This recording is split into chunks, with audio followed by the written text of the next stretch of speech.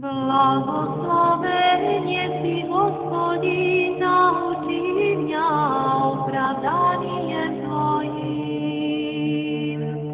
Ангельский собор удивится, вся Тебе мертвых сменившася, смертную же спасе, крепость разоривша, и с собою Адама воздвигша, и осаждася свободша. Благословение Ты, Господи, научи меня оправданием Твоим.